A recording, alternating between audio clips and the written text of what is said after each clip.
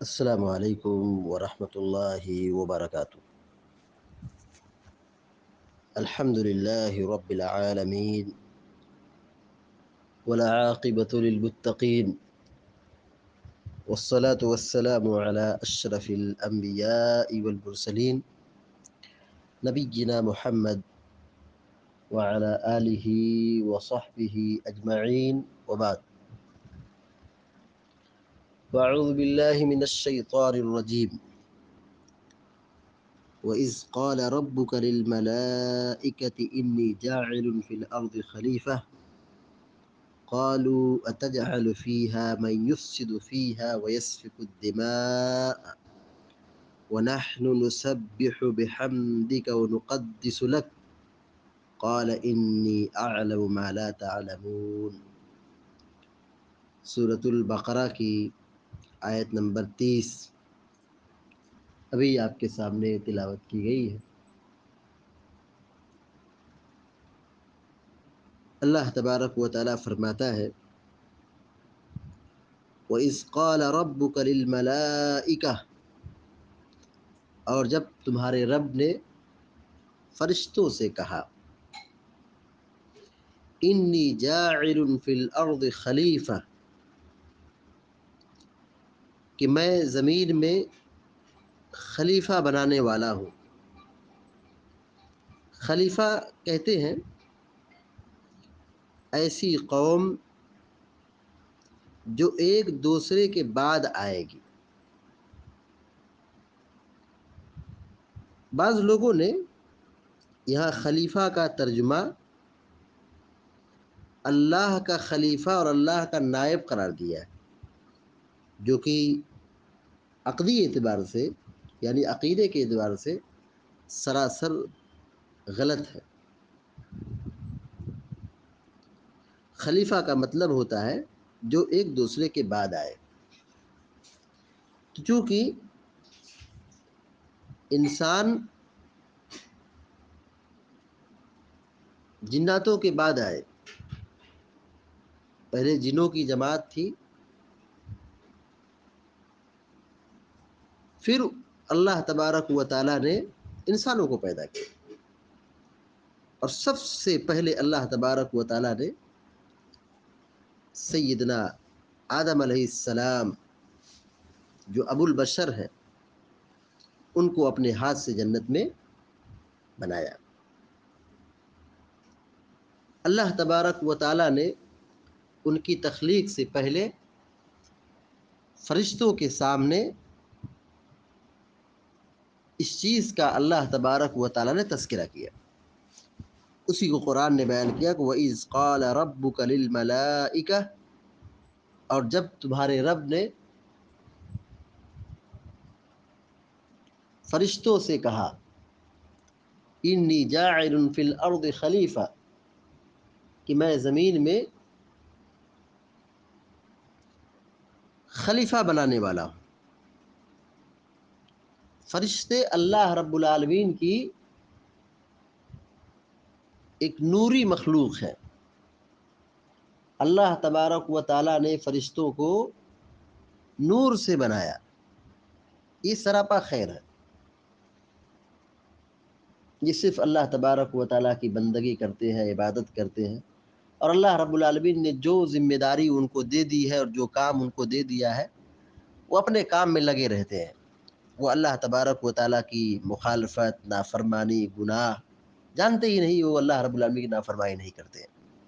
لا يعصون اللہ ما امرهم ويفعلون ما يؤمرون، وہ اللہ رب العالمین کی مخالفت، نافرمانی، گناہ نہیں کرتے، بس وہ وہی کرتے ہیں جو ان کو حکم دیا گیا ہے۔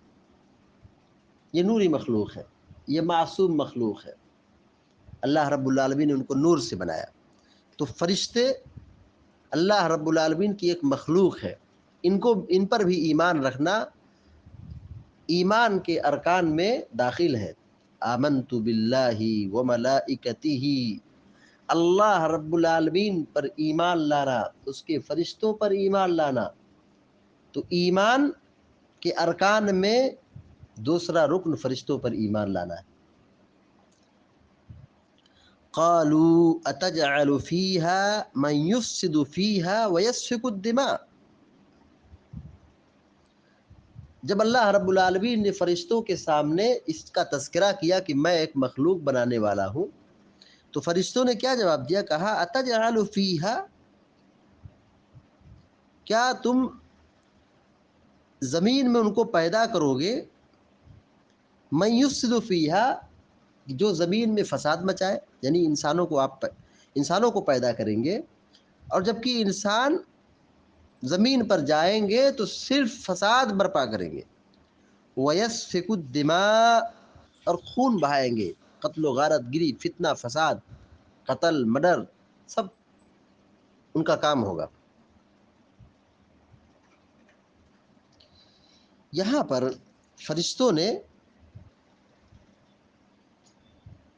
اس لیے ایسا کہا کہ چونکہ ایک مخلوق جنوں کی تھی، وہ اس سرکشی اور فتنہ و فساد میں معروف تھی، اس بنیاد پر فرشتوں نے اللہ رب العالمین سے یہ کہا کہ ایسی مخلوق پیدا کر کے کیا مطلب ہے کہ وہ زمین پر جائے تو فتنہ و فساد برپا کرے، خون خرابہ، قتل و غارت گری کا ماحول گرم کرے۔ اگر تخلیق کا مقصد یہ ہے کہ یہ عبادت کریں گے تو پھر ہم عبادت کرنے کے لیے تیار ہے اور ہم ان سے زیادہ عبادت کریں گے۔ اسی کو بیان فرمایا فرشتوں نے کہ وَنَحْنُ نُسَبِّحُ بِحَمْدِكَ وَنُقَدِّسُ لَكَ، اے رب ہم تیری تسبیح بیان کرتے ہیں، تیری پاکیزگی بیان کرتے ہیں، تیری تعریف کی پاکیزگی، خوبی، بڑائی ہم بیان کرتے ہیں، ہم تیری عبادت کرتے ہیں، تیری عبادت میں ڈوبے رہتے ہیں۔ ایسی مخلوق کو پیدا کرنے کی کوئی ضرورت نہیں۔ یعنی فرشتوں نے اللہ رب العالمین سے اس طریقے سے گفتگو کی کہ ہم تیری پاکیزگی بیان کرنے والے، تیری عبادت کرنے والے، تیری حمد و ثنا بیان کرنے والے کافی ہے۔ مگر اللہ تبارک و تعالیٰ کو کچھ اور ہی مقصود تھا۔ اللہ رب العالمین نے کہا انی اعلم ما لا تعلمون، کہ میں زیادہ بہتر جانتا ہوں، زیادہ جانتا ہوں جس کو تم نہیں جانتے ہو۔ ظاہر ہے مخلوق، فرشتے اللہ کی ایک مخلوق ہے اور اللہ تبارک و تعالی خالق ہے، تو خالق کا علم کمال پر مبنی ہے اور مخلوق کے پاس تھوڑا علم دیا گیا ہے۔ وما اوتیتم من العلم الا قلیلا، مخلوق کو بہت تھوڑا علم دیا گیا ہے، اللہ رب العالمین کے پاس علم کمال پر مبنی ہے، اس کا علم بہت وسیع ہے۔ اللہ رب العالمین نے کہا میں جو جانتا ہوں تم نہیں جانتے ہو۔ اللہ رب العالمین نے یہاں یہ کہا کہ انی اعلم، میں جانتا ہوں، اعلم افعل التفضیل کا صیغہ ہے، سب سے زیادہ جانتا ہوں کہ یہ خلیفہ کون ہے، ما لا تعلمون، جو تم نہیں جانتے، کیونکہ تمہارا کلام تو ظن اور گمان پر مبنی ہے، جبکہ میں ظاہر و باطن کا علم رکھتا ہوں اور مجھے معلوم ہے کہ اس خلیفے کی تخلیق سے جو خیر اور بھلائی حاصل ہوگی اور وہ اس شر سے کئی گنا زیادہ ہے جو اس کی تخلیق میں مضمر ہے، پوشیدہ ہے، اور اس میں یہ بات بھی نہ ہوتی تب بھی اللہ تبارک و تعالیٰ کا یہ ارادہ کہ وہ انسانوں میں سے انبیاء کو، صدیقین، شہداء اور صالحین کو چنے، اس کی نشانیاں مخلوق پر واضح ہوں اور اس سے عبودیات کی وہ کیفیت حاصل ہو جو اس خلیفے کی تخلیق کے بغیر حاصل نہ ہو سکتی تھی، جیسے جہاد وغیرہ، اور امتحان اور آزمائش کے ذریعے سے خیر و شر کی وہ قوتیں ظاہر ہوں جو مکلفین کی فطرت میں پوشیدہ ہے۔